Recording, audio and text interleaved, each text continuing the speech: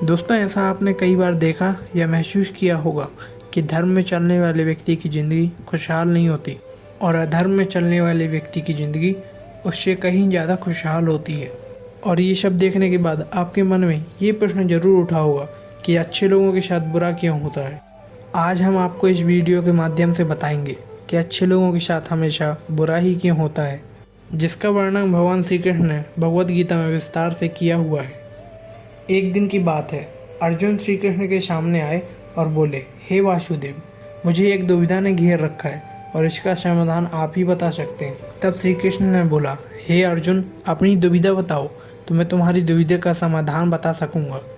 अर्जुन ने बोला, हे वासुदेव, मेरी दुविधा ये है कि हमेशा अच्छे लोगों के साथ ही बुरा क्यों होता है।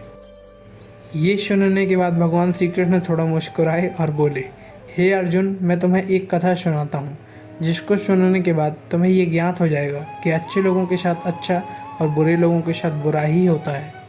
कथा शुरू करते हुए भगवान श्री कृष्ण बोले, बहुत समय पहले एक शहर में दो व्यक्ति रहा करते थे, जिसमें से एक व्यक्ति व्यापारी था और वो अपने जीवन में धर्म और नीति को बहुत महत्व देता था। वो पूजा पाठ और धर्म कर्म की बातों में भी बहुत विश्वास रखता था, इसीलिए वह प्रत्येक दिन मंदिर जाता था। वहीं इसी नगर का दूसरा व्यक्ति इससे पूरा विपरीत था। वह मंदिर तो रोज जाता था, मगर धर्म कर्म का काज करने नहीं, बल्कि मंदिर के बाहर उतरे जूता चप्पल को चोरी करने के लिए जाया करता था। उसी न्याय धर्म नीति में कोई विश्वास नहीं था। एक दिन मंदिर में पुजारी अकेले थे और यह बात जब दूसरे व्यक्ति को मालूम चली तो उसने सोचा कि मुझे इससे अच्छा चोरी करने का समय और नहीं मिल सकता। मंदिर में पहुंचते ही उस दूसरे व्यक्ति ने पुजारी से छिपते हुए मंदिर का सारा धन चोरी कर लिया। और उसके ठीक जाने के बाद न्याय धर्म में विश्वास करने वाला पहला व्यक्ति वहां पास आ गया और पंडित जी ने उसी को चोर समझ लिया और वो चिल्लाने लगे। धीरे धीरे वहां पास जनता जुड़ने लगी और जनता ने उसी को चोर समझ लिया। वह वहां से बहुत ही शर्मिंदा होकर बाहर निकलने लगा। बल्कि यहाँ ही नहीं, वह मंदिर से निकलते ही एक गाड़ी से टकरा गया और जख्मी हो गया। तभी वह व्यापारी अपने घर जा रहा था लंगड़ाते हुए।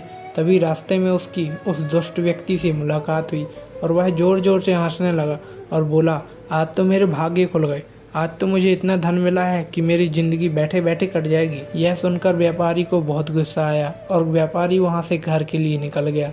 घर जाते ही उसने घर में जितनी भी भगवान की तस्वीरें थी निकाल कर फेंक दी। कुछ वर्षों बाद दोनों ही व्यक्तियों की मृत्यु हो गई।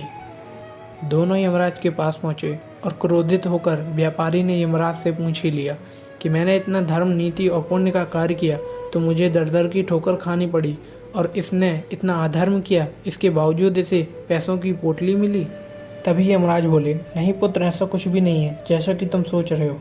तुम्हारी मृत्यु तो उस दिन गाड़ी से टकरा कर ही हो जानी थी, मगर तुम्हारे धर्म और कार्यों को देखकर वह छोटी सी चोट में बदल दी गई।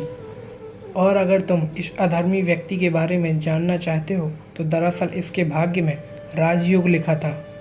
श्री कृष्ण अर्जुन को यह कथा सुनाने के बाद पूछते हैं, पार्थ, क्या तुम्हें तुम्हारे प्रश्न का उत्तर मिल गया?